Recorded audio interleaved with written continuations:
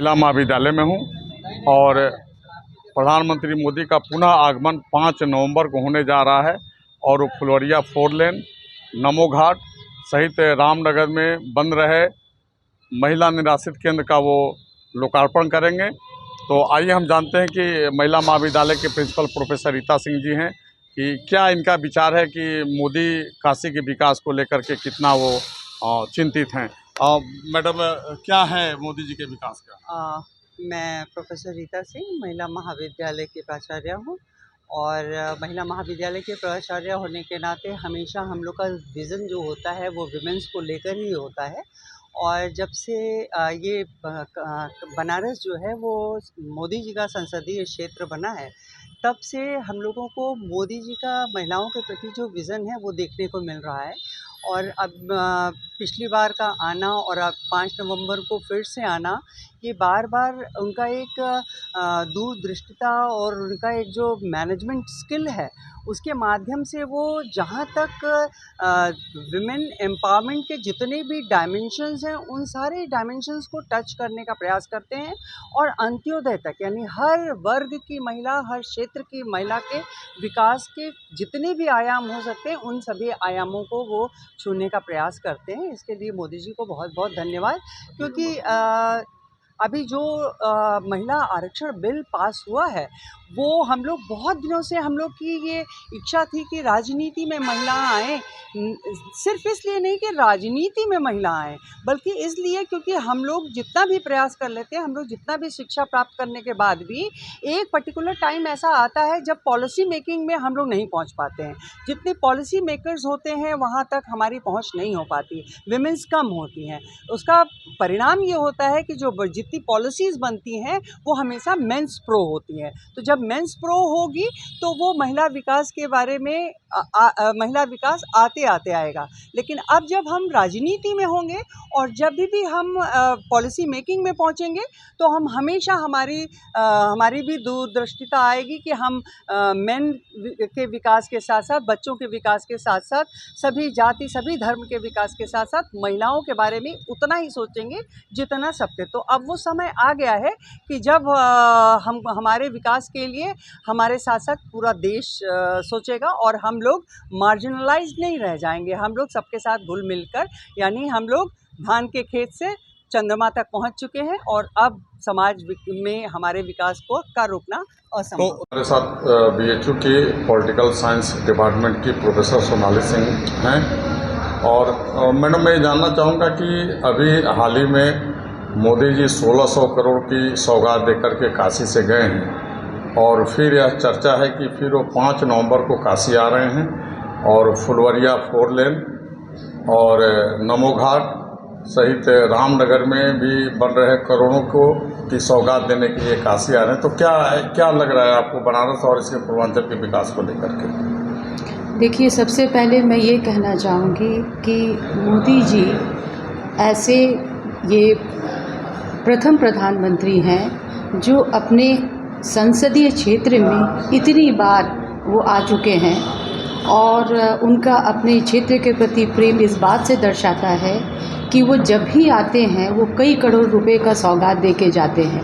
निश्चित रूप से बनारस को एक स्मार्ट सिटी के रूप में जो उनका सपना है वो ज़रूर पूरा होगा, क्योंकि जैसा आपने बताया कि चाहे इंफ्रास्ट्रक्चर के क्षेत्र में हो, चाहे स्टेडियम के निर्माण की बात हो, या फिर रामनगर के क्षेत्र का विकास हो, घाटों का पुनर्निर्माण हो, या तमाम अन्य जो क्षेत्र हैं, हमें लगता है कि सामाजिक, आर्थिक और जो मतलब रिलीजियस भी जो क्षेत्र हैं, उन सभी क्षेत्रों को ये मोदी जी ने ध्यान दिया है और उन सभी क्षेत्रों के विकास के लिए जो उन्होंने काम किया है अभी तक, उससे निश्चित रूप से बनारस की छवि बहुत बदली है, बहुत बेहतरीन हुई है और आने वाले वर्षों में बनारस और ज़्यादा बेहतर होगा। मेरा नाम पतंजलि पांडे है और मैं शोध छात्र हूँ काशी हिंदू विश्वविद्यालय में। अच्छा, ये बताइए कि ये 5 नवंबर को पुनः प्रधानमंत्री वाराणसी आ रहे हैं और फुलवरिया जो एक तरीके से जो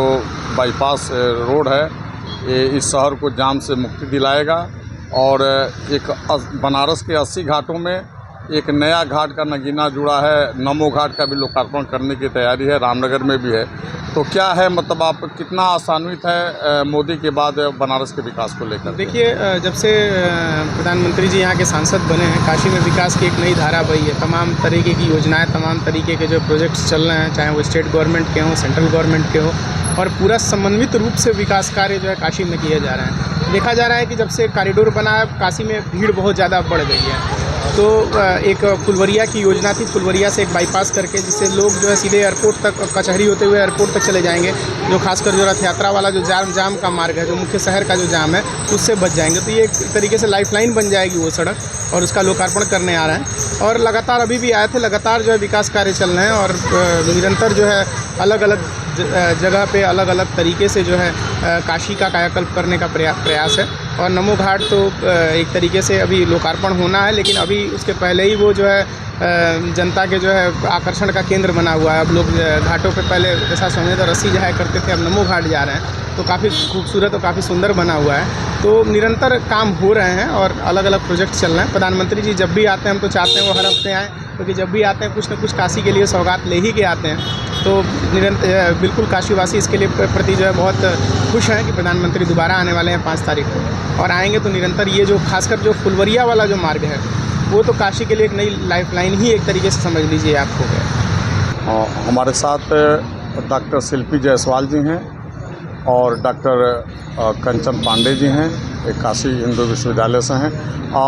मैं पहले बात करूंगा डॉक्टर शिल्पी से कि क्या है, मोदी जी 5 नवंबर को काशी आ रहे हैं और अभी वो फुलवरिया का सौगात देंगे और उसके बाद नमो घाट का जो है लोकार्पण करेंगे। तो क्या लग रहा है आपको कि मोदी जब आ रहे हैं, कुछ न कुछ काशी को देख कर जा रहे हैं, तो आप इसको किस नज़र से देख रही हैं? मेरा ये मानना है कि जब से मोदी जी जब बनारस से जुड़े हैं, तो उन्होंने बनारस को अपना ही घर माना है। और और मैं जन्म से ही बनारस की वासी रही हूँ, तो मुझे बहुत अच्छा लगता है कि अब बनारस का नाम इतना हाईलाइटेड हो रहा है। अभी हाल के ही मैंने सर्वेक्षण में देखा कि पहले लोग गोवा को प्रेफर करते थे, घूमने जाते थे, अब वो स्थान बनारस ने ले लिया है। इसका मतलब ये है कि विश्व में, भारत में बनारस जो है, जो काशी है, जो हमारी जो नगरी है, जो अभी तक महादेव के कहा जाता था कि त्रिशूल पे है, लेकिन अब वो कितनी हाईलाइटेड होती जा रही है। और दूसरी बात ये है कि बनारस में जैसे कि मोदी जी के द्वारा जो बार बार आने से बनारस हाईलाइटेड हो रही है, उनके द्वारा जितनी योजनाएं हैं उससे बनारस का काफ़ी विकास हो रहा है। और हम ये नहीं कहते हैं कि बहुत बड़े उद्योगपतियों को ही बहुत मुनाफा हो रहा है, जो नीचे से जड़ से जुड़े हुए हैं। मैं देख रही हूँ कि छोटे छोटे जो सामान विक्रेता हैं उनको भी बेनिफिट हो रहा है, रिक्शे वाले हैं उनकी भी कमाई चल रही है। इसका मतलब ये है कि बनारस के हर एक जो व्यक्ति हैं, जो जैसे दीनदयाल जी का जैसे आज जन्म दिवस है, तो उन्होंने कहा अंत्योदय की उन्होंने धारणा दी, और मोदी जी ने ये अंत्योदय की जो धारणा है उसको सही रूप में एक साकार जो स्वरूप है वो प्रदान किया। मतलब विकास के रूप में मोदी जी दीनदयाल जी के विचारों को आगे बढ़ा रहे हैं। बिल्कुल, जैसे अंत्योदय है पंडित दीनदयाल जी का, कि जो अंतिम व्यक्ति का जो अंतिम पंक्ति का जो अंतिम व्यक्ति है उसका विकास।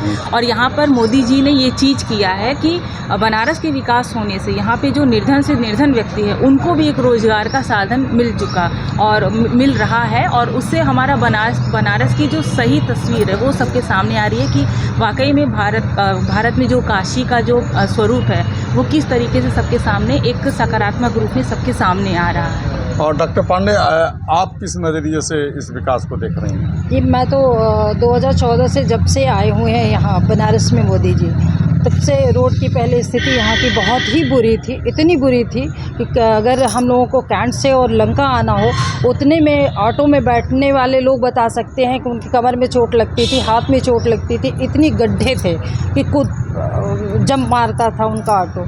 तो इसलिए सारे उनके आने के बाद सारे रोड जहाँ भी आप देखिए कितने ओवरब्रिज बने, कितने रोड बने, गंगा पर देखिए कितना विकास हुआ, ये काशी विश्वनाथ बाबा का देखिए वहाँ कॉरिडोर बना, उसमें उसके बनने के वजह से इतने लोग आ रहे हैं। हाँ, ये बात तो सही है कि हमारे बनारस वासियों को बनारसी जो फक्कड़ कहते हैं, उनका जो फक्कड़पन है वो तो थोड़ा डिस्टर्ब हो रहा है इसमें, क्योंकि इतना भीड़ रहता है, कभी भी आइए। अभी आज ही सुबह हम लोग आ रहे थे, इतने जाम था कि पूछिए नहीं। तो ये रोडें तो इतनी बनी है, इसके बाद भी जाम रहता है। इसका मतलब ये है कि बाहर से लोग इतने आ रहे हैं, बाहरी लोग आ रहे हैं घूमने के लिए। फ्लोरिया 4 लेन बन जाने के बाद से तो बहुत हद तक जो है दूरी कम हो सर जाएगी। ये तो अभी हम कह सकते हैं कि दूरी कम हो जाएगी, लेकिन आने वाले को तो आप नहीं रोक सकते हैं ना। आने वाले हो सकता है कि ट्रिपल आ जाए, तो मतलब कि यहाँ और इंफ्रास्ट्रक्चर बढ़ाने की ज़रूरत है। बढ़ाने की ज़रूरत है, क्योंकि अभी आपका